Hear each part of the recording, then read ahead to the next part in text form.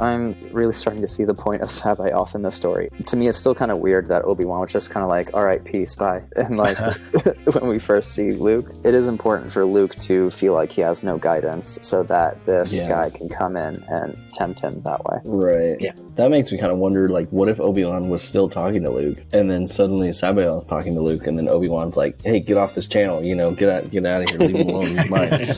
Yeah, right. If my dog Hello barks, there. I apologize. Oh, sorry. You should also apologize if you bark, Scott. Okay. Or if I interrupt. Hello there. You found the Lost Holocron, an ancient artifact of lore and legends from a galaxy far, far away. Each transmission of the Lost Holocron, you will join an episodic discussion of media from the Star Wars universe. We are your guides. I'm Tim, and I'm joined by Kyle. You can't make me say hi to them. Scott. Yes, we can. And Stuart. G'day. I don't know. I don't have anything stupid to say. We're all saying hi today to you, our viewers, because we love you. Today we will be covering the material up to and including Chapter 13 of Heir to the Empire. Stuart, what has happened so far? Okay, so while looking for hints on Dagobah of how to best train the next generation of Jedi, Luke Skywalker finds a strange device in the dark side cave outside Yoda's hut. This hint points him to Lando Calrissian, and his path converges with Leia, Organa-Solo, and Han Solo as they head to the Athega system. After 2 foiled kidnappings on separate diplomatic missions, the couple are looking to get help outside New Republic jurisdiction. Meanwhile, Grand Admiral Thrawn's schemes are coming to a head as he allies himself with Master Joruus C'baoth, clone and Dark Jedi. Captain Pelleaon devises a plan to disseminate information that might lure Luke to C'baoth instead of sending more noghri to capture him. All paths converge over Noghri, just as Luke and the Millennium Falcon arrive, leaving us in suspense as the space battle commences. Ooh. Yeah, it was pretty exciting cliffhanger at the end of the last chapter. So, Kyle, what happened in this one? All right, well, Luke and the Falcon engage in a dogfight over Noghri, during which Luke's mind is touched by another Jedi, commanding Luke to seek him out. Despite losing time during the contact, Luke and the Falcon chase off the Imperial raid. Our point of view then switches to Thrawn and Pelleaon, reflecting on the aftermath. Thrawn's satisfaction at the successful acquisition of 51 mole miners is overshadowed by C'baoth's declaration of making contact with Luke. The Jedi Master insists that it is time for his own trap to be laid, leaving Pelleaon and Thrawn to scheme on the disillusionment of C'baoth's self-importance. What a disappointing chapter. So I was ready for this cliffhanger, and we got nothing. Yeah. Even Luke checked out of this battle and didn't know what happened. Right. Yeah, I gotta say, I'm not a real fan of this kind of like time loss cliche. Mm-hmm. It's It's the second time they've done it so far. Yeah, it's a little bit overused. Like this, given this was like 30 years ago that this was written, but it's it feels like a lazy trope almost. I feel like we've had so many action scenes where nothing actually happens to our heroes. Right. Mm-hmm. Yeah. I don't know. We had that one with Luke in the museum room that was pretty cool, and then he had that kind of like, cool. Oh man, I don't want to actually kill anybody in this, and then the switch gets flipped and he just has to cut everybody down, and then once he gets down to the floor he's just there, bang bang bang bang, although that was pretty glossed over as well. And then he did the Tarzan cool, with like the silly string wand and stuff too. But I'm having trouble seeing the tension from the conflict when a lot of Thrawn's schemes seem to be either failed missions by the noghri or just him being like, "Woo, I jumped in and then I jumped out, but it's okay, I have my master plan." Yeah. Even if it looks like a failure to us, it still seems like he's like, "Oh well, I've got a plan. I've got a backup plan. I've got it's all according to my plan." Right, but how long can you sustain that while it's dramatically interesting? Exactly. That's my concern. From his point of view, I feel like everything's been quite successful, but we haven't seen the other side where like this is really frustrating that this giant spaceship comes in, bombards their fleet, and just drops out. Yeah. So, but it doesn't help that that's like civilian and outside our point of view. Is Thrawn's military strategy basically just trolling? It seems like Seems it. like it. Hidden Fate operations, also known as the Troll. So one thing I was like, how did they actually take the mole miners? They mentioned like troop transports, and they were like, "Oh no, this is going to be an invasion of some kind." But I'm guessing that those were actually some sort of like something to grab the mining equipment. Yeah. I'm curious how big they are because I've seen. I'm looking at some pictures of mole miners right now, and I can't really tell how big these things are. I think in the previous chapter, not Lando, Han said that they were the size to hold about 3, and I'm forgetting the species name, but those small little kind of like pig-faced guys. Oh, Ugnaughts? Ugnaughts, yeah. So it holds Ugnaughts, about yeah. 2 or 3 Ugnaughts, Mm. which would be like just bigger than human size. So I'm guessing that it's about the size of a small car. Hmm. Like a little Okay, I minivan. missed that. Minivan. Yeah, I think smaller than a minivan, smaller than a car. Yeah. Smart car. Okay. No, a clown car. Okay. Fiat. Oh, I just found a thing that says a standard mole miner is comparable to the size of a standard TIE fighter. A TIE fighter. Oh, okay. That's pretty big. Oh. Yeah. Well, I mean, if you don't include the wings, it's pretty. Yeah, small. that's what I'm wondering. Are they including the wings? I assume they are. Okay, then that's pretty big. Yeah. Okay. Because that's like, what, 3 meters tall or something? And they got 50 of them. Oh, Right. jeez, yeah. 51. 51. Yeah, 51. Yeah. One more. Yep. They're just short a pack of playing cards. They had to get that extra one just to the last little middle finger to Lando. Oh, yeah, of Uh-huh. course. Yeah. That's what the trolling strategist does. Well, it's like Luke spaced out during this, so we missed how they took the mole miners, and we missed Yeah. a lot. Except, I mean, we the only thing we really got was, oh yeah, we got 2 TIE fighters, and then they fled after that. So Yeah. Mhm. it's like, and he lost a half hour. So it's like, did it really take him a half hour to kill 2 TIE fighters? Yeah, the Falcons seem pretty distracted by the dogfight, which I think is the whole point of the plan, right? They just send in a squadron to keep them occupied, and they don't realize that they're missing these mining equipment. They're not really trying to defend. They're trying to even Lando's people were trying to defend the moving city. So Mhm. That's another thing. It took them 30 minutes to take out 2 TIE fighters. was it only 2 fighters? Wait, was it that they took out 2 or there were only 2 left? No, they said they took out 2. They said they shot Right. 2 down, and then everybody else, like all the rest of them, fled after that. It took them 30 minutes to do that? Ridiculous. Dang. Yeah, that's what I was Yeah. thinking too. This chapter really could have benefited from another character perspective. Yeah.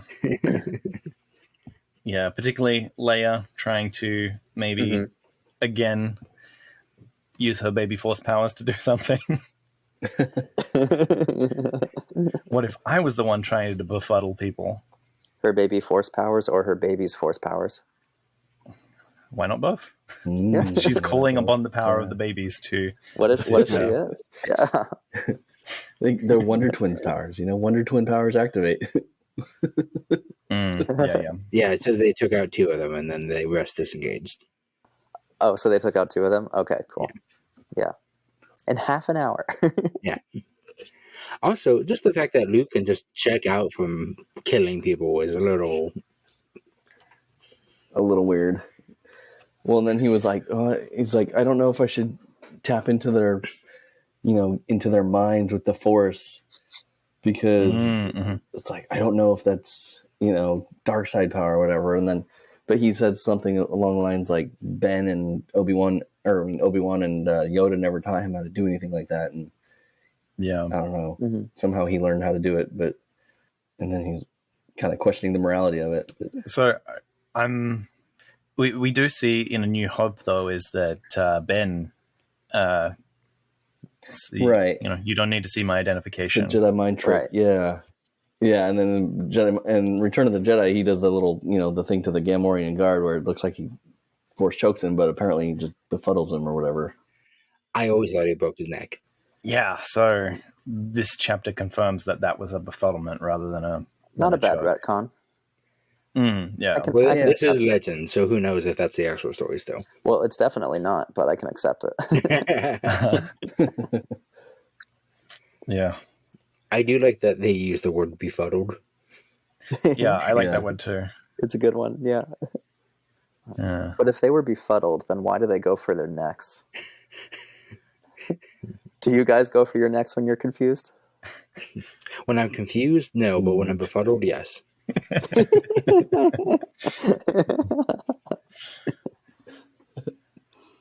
don't know. I have to rewatch that scene. Yeah. But he does specifically do like a force choke gesture at each of them. Right. I thought Yeah, it was kind of like he's a like- waving... No, you see it from the other angle. His hand's like in a choking gesture. Like I'm pulling it Vader's. up right now. Yeah, with that little point Mhm. that Vader does. Yeah. So it's yeah. very specific. It's pretty specific. Yeah. Yeah. Okay. But still, not a bad retcon. Kind of clarifies Luke's morality, I guess, a little bit, that he's not just going around force choking everybody. Yeah. And I guess like it's a little different as well that he saw Obi-Wan use the Jedi mind trick on the people just to get past them. And maybe he's thinking that like that's on the morally gray side, but then in the darker side is that you are befuddling them to possibly shoot them out of the sky. So maybe that's why he doesn't kind of make that link, or that he thinks that that's a little bit different than what he's already observed from the other Jedi, the two other Jedi in his life. Force is complicated, y'all. So in the Star Wars universe, is there like moral relativism, or is it pretty black and white across the board? Oh man. I don't know, because it seems like there's a lot of gray area with the Force, but it's like you'll learn of specific Jedis doing some pretty nasty things, but oh, they're still Jedi. They're still cool, and it's all good. It's okay. Yeah, I think maybe that the Jedi is like they have their doctrine, and that was supposed to be Lucas's criticism of moral absolutism, because the Jedi were supposed to be fallible, whereas taking more of a relativist approach to each situation would probably be more in line with what the evolution of the Jedi was supposed to become through Luke. Yeah. True, yeah. Because, I feel like Yoda and Obi-Wan kind of being like, yeah, destroy the Sith is in line with that moral absolutism. And then Luke choosing to, give him another chance instead is being more relativistic. And it's more mindful, too, because he's paying attention to what he sensed in his father, but also what he himself feels and desires. Yeah. I think we see that across a lot of Star Wars media, is that people that are making choices based off what they know in the moment rather than some absolute doctrine. Because I think authoritarianism and dogmatism is one of the things that Lucas has tried to criticize with all of his works, and probably what he wants out of his universe. Definitely. Yeah, I absolutely agree with that. So I guess we're seeing Luke seeing the seeds of that, or like starting to have that line of thinking grow in his mind here. Yeah. Which would probably lead into, how he's going to train the next generation of Jedi. Yeah. And with this, I'm really starting to see the point of C'baoth in the story as well, because, to me, it's still kind of weird that Obi-Wan was just kind of like, all right, peace, bye. And like, when we first see Luke. Yeah. But it is important for Luke to feel like he has no guidance so that this guy can come in and tempt him that way. Right. Yeah. And then we'll see what Luke can learn from that conflict. Yeah.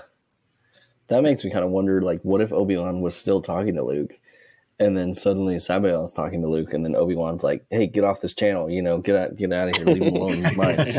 Yeah, right.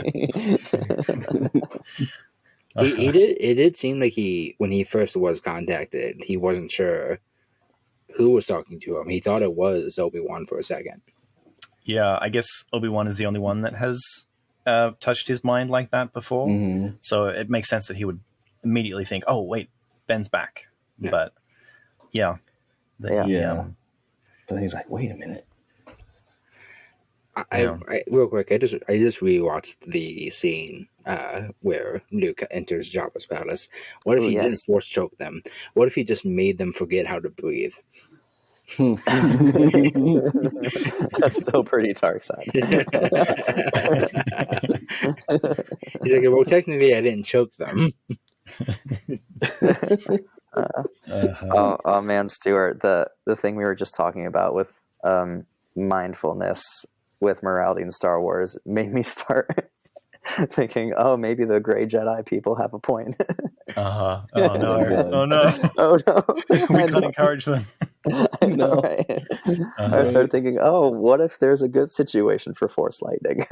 And then I was like, oh no. There has to be. There has to be some useful thing for Force lightning. It's like, sometimes you got to start your car back up. Right. I do think that is weird that they're like, Force lightning, that's bad. Abusing someone's brain to make them bend to your will, that's not bad. No, that's okay. That's great. That's great. Them, that's whimsical. That in some certain situations. Right. Like in the Jedi Academy game, you could actually use a cheat code to maximize your Force mind trick, your Jedi mind trick, where you could actually take over their bodies, and you could like jump off cliffs and stuff. Oh, dude, I abused that so much. Yeah, I can't tell you. And then for some reason, there was a glitch whenever you used the weapons; they were like super automatic, like way faster than they normally were. Right, I do that too. I would make them kill each other. Yeah, but also that makes me think of that same game. There's a part where Kyle goes, remember, there isn't inherently, what does he say? Like, force abilities aren't inherently good or evil. It's how you use them. Mm-hmm. But it's like it's like, how do you tap into Force lightning without tapping into the dark side? Right. Yeah, I agree. Yeah. Well, I guess that depends on how it's conjured, really. Like, the intent behind it. You could peacefully will lightning into existence. Maybe they just like rub their feet on the carpet real quick, I mean, what if the good version is like Yoda in The Last Jedi, where he just summons lightning from the sky, like working in tandem with nature versus doing your own thing. Being the conduit for all power. Yeah. So this space battle was a bit bunk, but then a lot of interesting stuff I felt happened between Pelleaon, Thrawn, and C'baoth. Mm-hmm. That was a really good exchange, I felt. Everybody's kind of power struggled there. I thought it was really weird that it was just a coincidence that they were all there this time. They have been on Leia and Luke's asses this entire time. And like just everywhere they went, there's like a surprise attack waiting for them. But then they were like, wait, they were there a second ago? Oh, that was what a coincidence. Mm-hmm. The one time that they didn't intend it all came together. Yeah. Yeah. That might be C'baoth's meddling in the Force as well to conspire events to come together like that. That's kind of what I was thinking.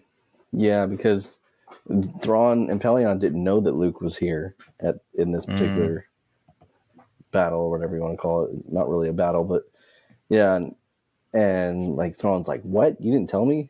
Yeah, particularly Pelleaon was saying, "Oh well, our intelligence says," and then Thrawn just cuts him off and goes, "No, you speak." Forget intelligence. Tell me what you know. Yeah. I liked that part quite a bit. Yeah, and I I was really happy to see Pelleaon make a good point. Yeah, Right. yeah, Which yeah. it's always fun when you get into a place in a story where you're like rooting for the bad guys a bit for like different Yeah. reasons. It's like, I want you to succeed, man. Come on. Uh-huh. Right. Yeah. It's like, yay, Pelleon's actually said something smart. Yeah, right. It's a little bit of like, we don't want our heroes to die, and they came up with a really good reason for why there is plot armor in this particular situation. Yep. Oh, but then that kind of points to what's going on at Wayland. We know that there are Spidey tubes, and there are Isalamiri, and apparently mole miners. Maybe they're digging into the mountain for some reason, because they did mention not wanting C'baoth to see what was happening at the mountain. Yeah. So I wonder what's there. Yeah. Like, what makes Wayland specifically so important? That's what I'm really curious to know. Yeah. Right. It seems like this backwater planet that they just found this hippie cult leader on. Mm-hmm. And yeah. But apparently there's something huge there. yeah, I have a feeling it might be the fact that you can't detect anything from space, that everything, it seems, like sticks and rocks and mud and stuff. And then inside the mountain, they couldn't detect that the Emperor's storehouse was there. So maybe something about all that, they're trying to hide some sort of high tech.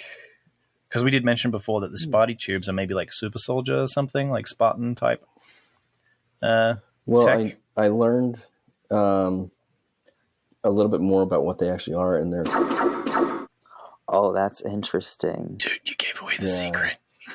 Oh, sorry. Yeah, that comes later in the book. Oh no.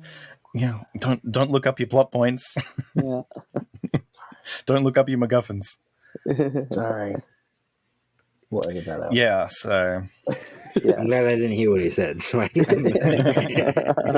spoil it for me for later. I'm just going to censor type the it- I can type it out entire for you. exchange. yeah. Yeah. Sorry, I thought you guys were like legitimately wondering. Oh, it's okay. I mean, we are legitimately wondering, but that's right. We're going to read the book to find out. Yeah. So they're setting up some sort of tubes in there, and we're not sure what they do, but the Isalamiri seem particularly important to him, and he said like, we're putting Isalamiri everywhere, and we can't have him go back and find out, because like, are they going to be using him at Wayland again at the end? Because they said like, he's disposable almost. They almost said that he was disposable because they want to disabuse him of his self-importance. But so do you think like he's expendable to death, or like that he can just be caged up there later? Oh, I don't think they're going to cage. I think anyone who is expendable is expendable to death. Like, I don't think they're going to be like, okay, well, thank you for helping us. You have a nice day now. Yeah. Yeah. If he's expendable, so they want him to help them in battle, like we saw a couple chapters back. And this one as well. So if he's expendable, why would he have gone through all that trouble to do that in the first place? And don't you think he would want to keep doing that later on in the future, for future battles and such? I think Thrawn is the kind of guy that he doesn't want to rely too heavily on any one thing, because then that's that's a single point of failure, and he doesn't have a fallback for for him. That's a weak part of his plan. I don't think he would have put all his chips on C'baoth.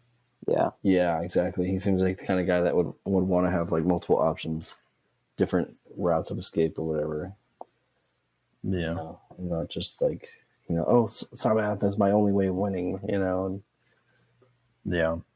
seems like he would have maybe the Isalamiri are there so that he can have a showdown with Luke or something on like equal footing. And if C'baoth Leia eventually gets Luke or whatever, If you were a Jedi and you found out about lizards that repel your force, do you think you'd be like, that species. I gotta take that out.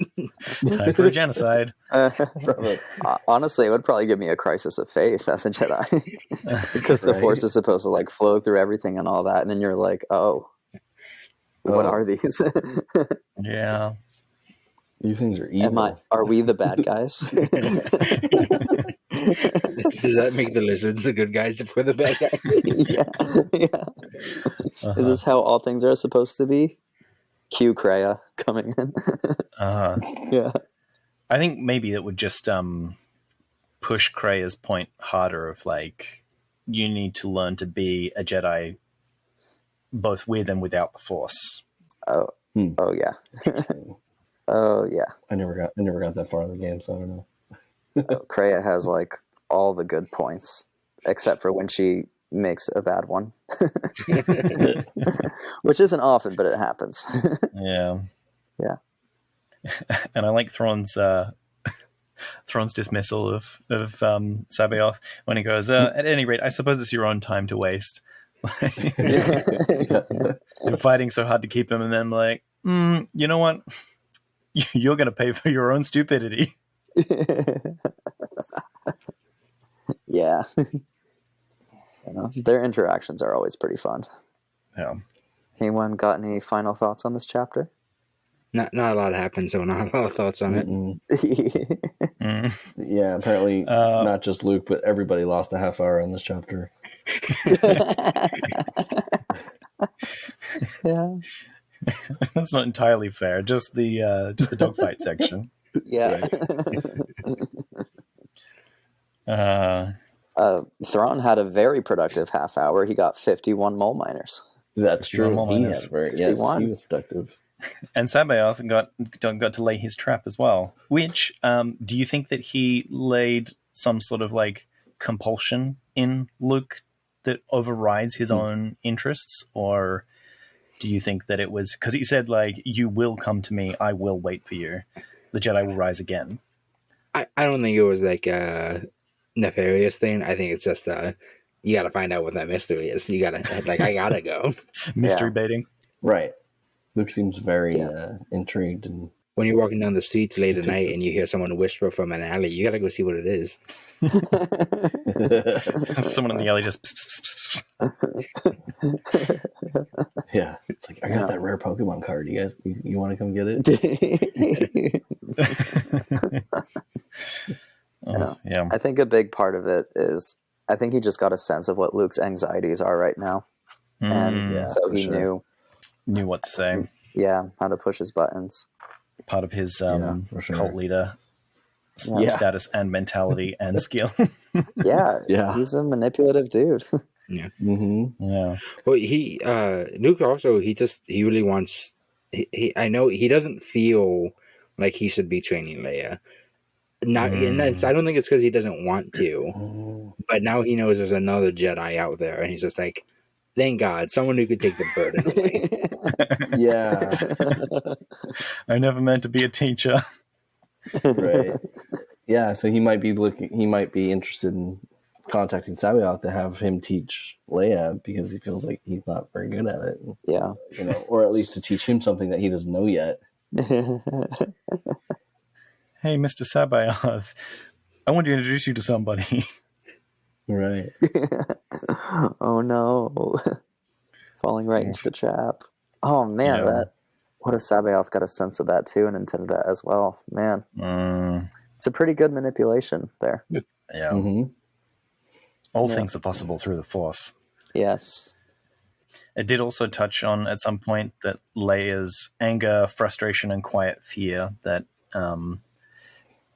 I mentioned a few chapters back when Luke had the Force vision of that lady in his vision, that this is kind of hinting that Leia could also, she has those kind of quiet emotions that lead to the dark side. I wonder what dark side Leia would be like. I think it would be the hell paved with good intentions kind of. I could see that. Be like Princess Vespa from Spaceballs. He shot my hair, and just go full Rambo. The other little thing to note that I feel like more and more. Like, R2 seemed in the original movie to just do whatever, and he was pretty brave and just didn't care about anybody else.